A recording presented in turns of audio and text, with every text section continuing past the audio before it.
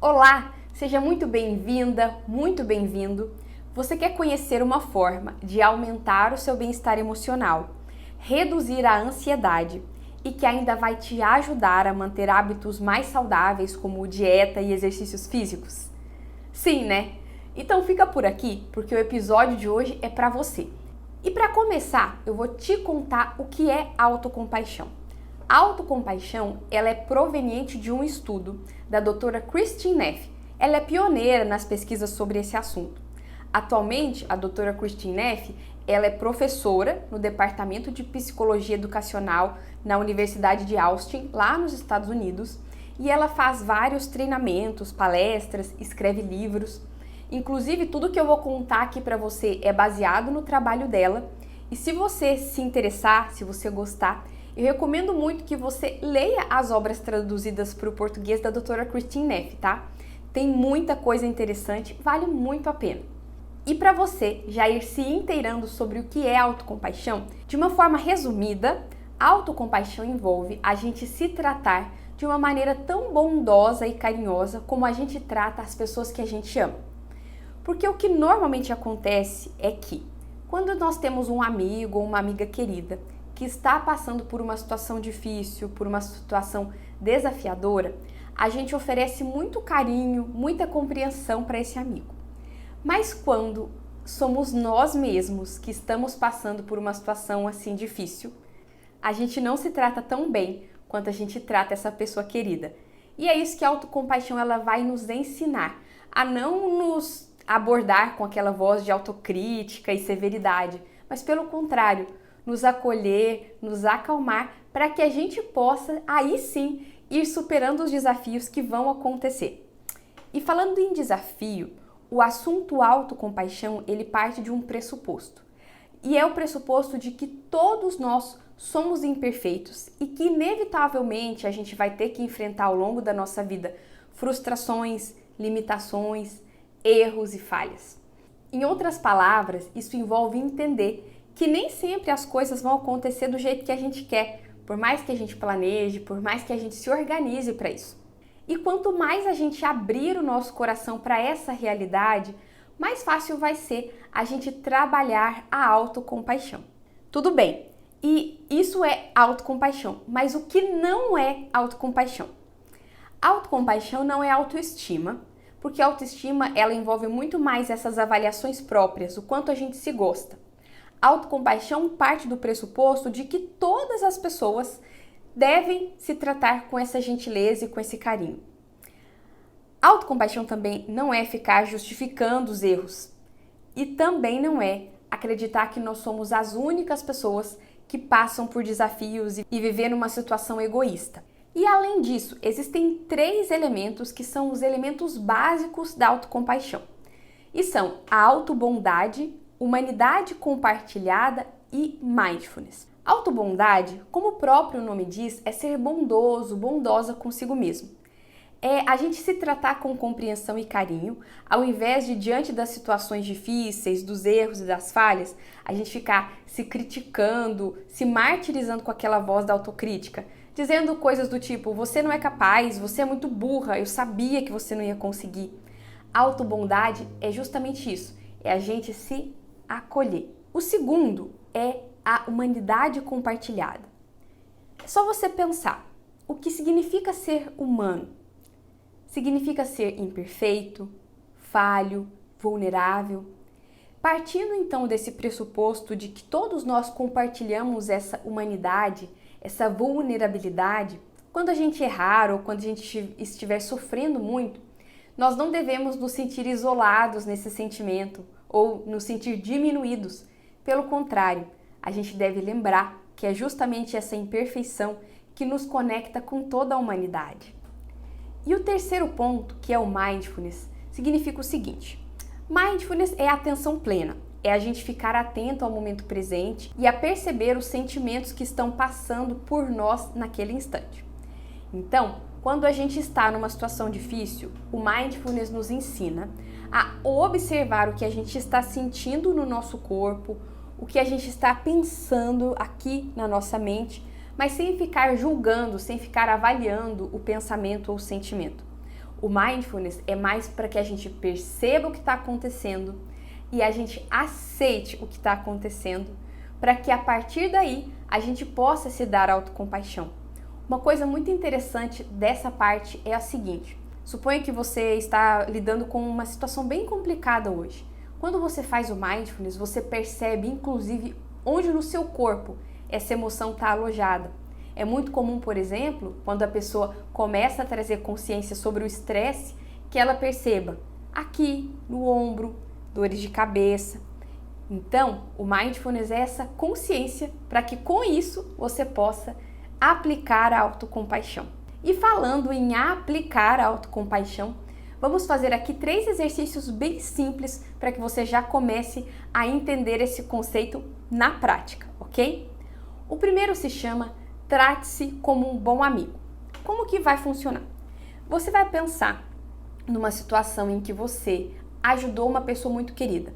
Pense numa situação que foi bem difícil para essa pessoa e procure se lembrar o que você falou para essa pessoa, qual foi o tom de voz que você usou, o que você fez para apoiar esse seu amigo ou essa amiga. Em seguida, você vai lembrar de uma situação que foi difícil para você e vai procurar se lembrar o que você se disse naquele momento, como você agiu, como você se tratou. E aí você vai procurar a diferença para notar se você foi muito mais rígida, muito mais ríspida e severa com você do que você foi com essa pessoa querida. E a partir daí, se você tiver essa percepção, é importante que você comece a anotar como você pode agir de uma forma diferente com você mesma para que você se dê mais acolhimento. O segundo é fazer uma pausa de autocompaixão. O que seria isso? Suponhamos que você está enfrentando agora um momento bem difícil e você está se sentindo estressada, cansada, sobrecarregada. Essa pausa da autocompaixão é justamente aceitar essa situação e dizer para você mesma: eu estou aqui com você, eu sei que é difícil, eu sei que o sofrimento faz parte da vida e eu posso ser gentil comigo mesma. É você dizer para você em voz alta essas palavras de carinho, essas palavras de acolhimento. E você vai agregar nessa pausa de autocompaixão o que a gente chama de toque de apoio. O que é o toque de apoio? O toque de apoio, ele parte do princípio de que nós temos essa sensibilidade na pele.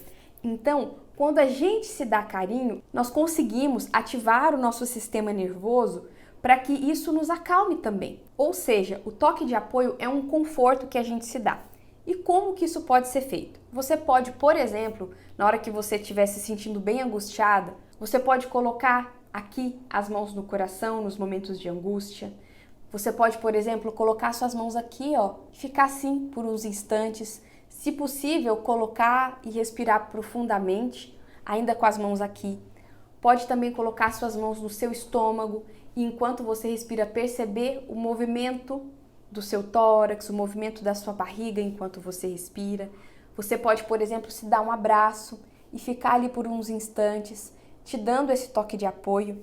A nossa pele é muito sensível, então é uma forma muito rápida de a gente ativar esses sentimentos bons.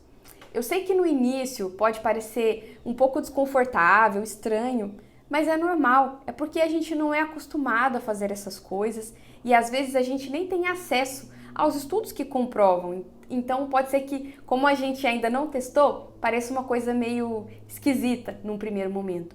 Mas eu te garanto que se você fizer esses exercícios simples, o toque de apoio, por exemplo, eles vão te acalmar, com certeza, ok? E o terceiro exercício se chama Cuidando da Cuidadora. O que acontece é que muitas vezes as cuidadoras, ou os cuidadores também, tá? Mas eu vou falar das cuidadoras aqui. Quando as cuidadoras cuidam das pessoas, elas gastam muita energia. E esse exercício se trata justamente de recarregar essas energias, inclusive para que o seu trabalho de cuidar possa ser o melhor possível, para aumentar também a qualidade de vida dessa pessoa que cuida. E como que isso pode ser feito? De formas muito simples. Você pode, por exemplo, você que é uma cuidadora, pode ouvir uma música relaxante, sair para fazer uma caminhada, sair para tomar um café, fazer uma aula de yoga, uma aula de pilates. Mas pode ser também que a sua rotina hoje não comporte essas tarefas e tá tudo certo. Mas nesse caso, o ideal é que você trabalhe essas pausas de autocompaixão, inclusive ao longo desse seu trabalho como cuidadora. O que eu quero dizer com isso? Suponha que você está ali cuidando de um idoso que depende muito de você ou de uma criança que é muito dependente ainda. E você de repente se vê numa situação de super estresse. O que você vai fazer? Você vai fazer aqueles outros exercícios. Você vai colocar sua mão no seu coração e dizer: eu sei que é difícil, mas eu tô aqui com você. E você vai ficar ali por uns instantes se acalmando, se cuidando. Isso vai fazer com que você mantenha o seu coração aberto, com que você nutra o seu coração de coisas boas, inclusive para que você compartilhe mais amor e mais paciência com aquelas pessoas que você está cuidando. Entendeu? Então, só recapitulando. A autocompaixão, que é um trabalho que vem dos estudos da doutora Christine Neff, parte do princípio de que diante das situações difíceis e desafiadoras, a gente deve se tratar com mais compreensão e com mais bondade. Ela não se confunde com autoestima, não é justificar os próprios erros, não é viver numa situação egoísta pensando que só você tem problemas. Ela tem 3 elementos básicos, que são a autobondade, a humanidade compartilhada e o mindfulness. E também é importante, para praticar a autocompaixão, que você entenda que todas as pessoas passam por dificuldades e que a falha, a frustração, a limitação faz parte da vida de todo mundo, porque todo mundo tem vidas imperfeitas. Existem exercícios muito práticos para você colocar hoje em ação e você pode começar, por exemplo, se tratando tão bem quanto você trata um bom amigo, se lembrando da forma como você age com ele quando ele pede sua ajuda. Você pode fazer o toque de apoio colocando mão no coração, mão na bochecha, mão no estômago, sentindo a sua respiração naqueles momentos desafiadores. E você pode também cuidar da cuidadora, cuidar do cuidador, fazendo coisas simples que envolvem aquela pausa, ou, caso isso seja muito desafiador para você, ao longo do seu trabalho de cuidadora, você vai se dando esse amor, ok? Então, o grande segredo para você que está se sentindo muito cansada, muito sobrecarregada, é começar a incluir você mesma nesse seu círculo de amor. Você sabe exatamente como cuidar bem de alguém que você ama. Então é só usar isso que você já sabe com você mesma. Eu tenho certeza que isso vai funcionar e você merece isso, ok? Então se você chegou até aqui, curta esse vídeo, se inscreva no canal, compartilhe esse conteúdo com outras pessoas que você sabe que estão precisando de mais autocompaixão. E eu te vejo no próximo episódio. Um super beijo e até lá!